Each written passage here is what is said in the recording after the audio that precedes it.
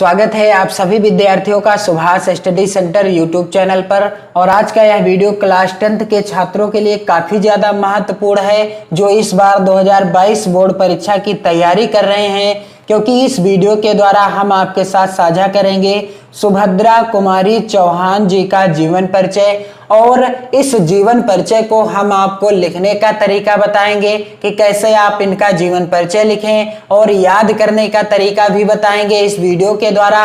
और साथ ही हम आपको बताएंगे कि जीवन परिचय से रिलेटेड जो प्रश्न आता है आपकी बोर्ड परीक्षा में कितने अंकों का आता है, यानी कितने नंबर का पूछा जाता है। तो यहाँ पर सबसे पहले आप देख लीजिए कि प्रश्न कितने नंबर का आता है। प्रश्न संख्या 5 खा के अंतर्गत पूछा गया है, निम्नलिखित कवियों में से किसी एक कवि का जीवन परिचय दीजिए तथा उनकी किसी एक रचना का नाम लिखिए। यहाँ पर 3 कवियों के नाम लिखे हुए हैं, तुलसीदास, बिहारी लाल और सुभद्रा कुमारी चौहान। आपको किसी एक कवि का जीवन परिचय लिखना है और उनकी किसी एक रचना का नाम लिखना है। तो जीवन परिचय के लिए 2 नंबर निर्धारित हैं, और जब आप संबंधित कवि की रचना का नाम लिखेंगे तब उसके लिए 1 नंबर, और कुल आपको यहाँ से 3 नंबर मिलते हैं। तो इस वीडियो में हम आपको सुभद्रा कुमारी चौहान जी का जीवन परिचय बिल्कुल आसान तरीके से बताएंगे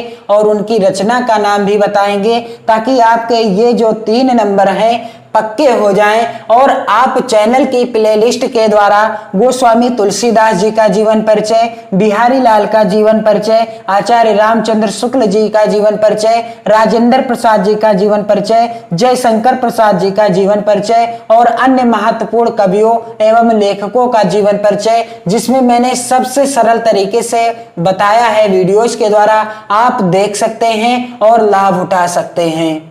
तो सुभद्रा कुमारी चौहान जी का जीवन परिचय आपको बोर्ड परीक्षा में कैसे लिखना है। सबसे पहले आपको इस तरह से हेडिंग डालना है, सुभद्रा कुमारी चौहान। ब्लैक पेन से आपको हेडिंग डालना है और इस तरह से हेडिंग डालना है जीवन परिचय। इस तरह से आप हेडिंग क्या डालेंगे, जीवन परिचय। और इस तरह से हो जाएगा इनका जीवन परिचय कि सुभद्रा कुमारी चौहान का जन्म सन 1904 ईस्वी में कब हुआ था, सन 1904 ईस्वी में। और आप ध्यान देंगे कि जब आप सन लिखेंगे, यानी जितना मैंने यहाँ पर रेड पेन से लिखा है आपको ब्लैक पेन से लिखना है। आपको रेड पेन का इस्तेमाल कहीं भी नहीं करना है, चाहे आप बोर्ड परीक्षा में लिख रहे हो जीवन परिचय और चाहे आप अपनी नोट्स पर लिख रहे हो। तो इनका जन्म सन 1904 ईस्वी में इलाहाबाद के निहालपुर मोहल्ले में हुआ था। सुभद्रा कुमारी चौहान जी का जन्म सन 1904 ईस्वी में निहालपुर, जो कि इलाहाबाद का एक मोहल्ला था, वहीं पर हुआ था। इनके पिता श्री रामनाथ एक विद्वान व्यक्ति थे।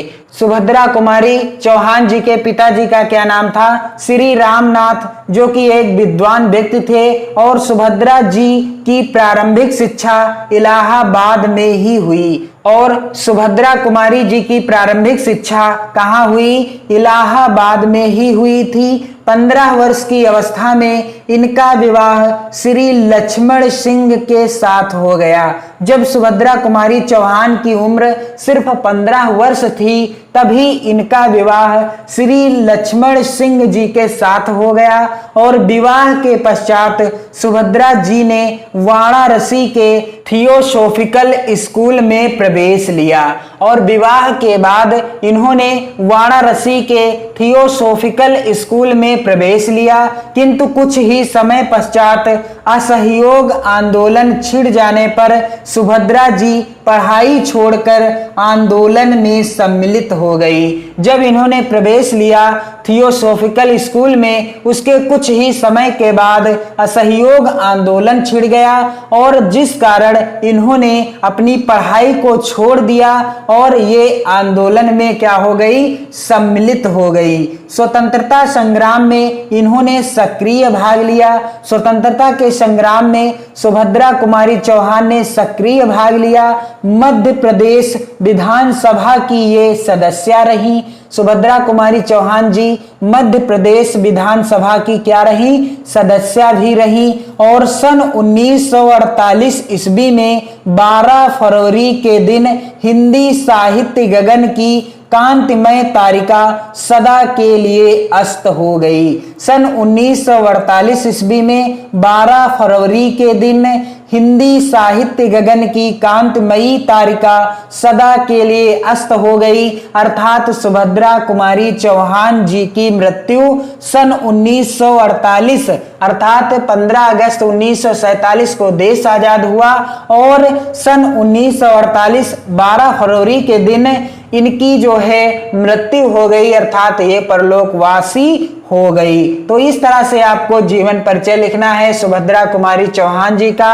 और जितना मैंने रेड पेन से लिखा है आप वो सभी ब्लैक पेन से लिखेंगे, बाकी आप ब्लू पेन से लिखेंगे। और साथ ही इनकी रचना का नाम, चलिए मैं आपको कुछ रचनाएं यहाँ पर बता देता हूं। आप कोई एक रचना याद कर लीजिएगा जो आपको आसान लगे। तो झांसी की रानी, और दूसरी रचना है वीरों का कैसा हो बसंत, तीसरी रचना है मुकुल, चौथी रचना है बिखरे मोती, पांचवी रचना है त्रिधारा, छठी रचना है इनकी सभा का खेल, और सातवीं रचना है उन्मादिनी, और आठवीं रचना है सीधे साधे चित्र, सीधे साधे चित्र। तो ये कुछ इनकी रचनाएं हैं। आप कोई एक रचना को याद कर लीजिए। आपको परीक्षा में जब जीवन परिचय इनका आप से पूछा जाएगा और आप जीवन परिचय इनका लिखेंगे सुभद्रा कुमारी चौहान जी का, तो आपको किसी एक रचना का नाम लिखना है। चाहे आप झांसी की रानी लिख दें, चाहे वीरों का कैसा हो बसंत, चाहे मुकुल,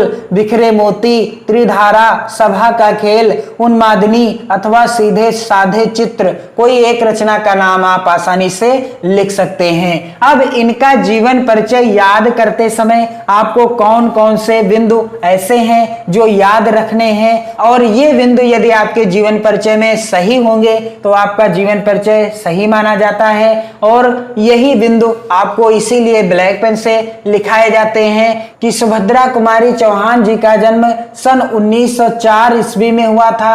सुभद्रा कुमारी चौहान का जन्म कब हुआ था? सन 1904 ईस्वी में हुआ था। और जन्म इनका कहाँ हुआ था? इलाहाबाद के निहालपुर मोहल्ले में हुआ था। दूसरा बिंदु आपको याद रखना है। तीसरा बिंदु क्या याद रखना है कि इनके पिताजी का नाम क्या था? श्री रामनाथ था, जो कि एक विद्वान व्यक्ति थे।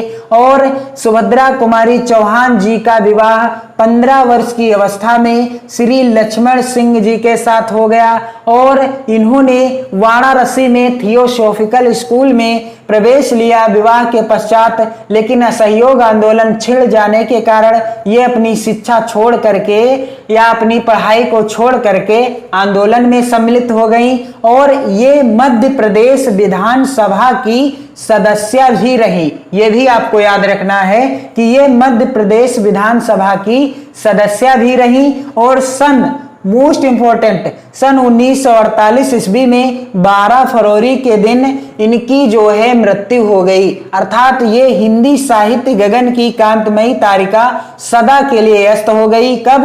सन 1948 ईस्वी में 12 फरवरी के दिन। और आपको इनकी एक रचना भी याद रखनी है, जो भी आपको आसान लगे आप याद कर सकते हैं। यहां से आप स्क्रीनशॉट ले लीजिए। सभी रचनाएं हैं इनकी महत्वपूर्ण, आपको जो आसान लगे आप याद कर सकते हैं। तो इस तरह से जब आप लिखेंगे इनका जीवन परिचय बोर्ड परीक्षा में, तो आपके कितने नंबर पक्के हो जाने हैं? 3 नंबर पक्के हो जाने हैं। जी हाँ, 3 नंबर पक्के हो जाने हैं। और आप चैनल की प्लेलिस्ट के द्वारा हिंदी गद्य, हिंदी पद्य, हिंदी संस्कृत खंड, हिंदी व्याकरण खंड और महत्वपूर्ण वीडियो देखकर अपनी बोर्ड परीक्षा की विधिवत तैयारी कर सकते हैं। और इस वीडियो को आप अपने मित्रों में भी शेयर करते रहें। साथ ही आप चैनल के साथ जुड़े रहें, अपने प्यारे प्यारे कमेंट्स भी करते रहें, पढ़ते रहें, मस्त रहें, खुश रहें, खुशियां बांटते रहें। जय हिंद।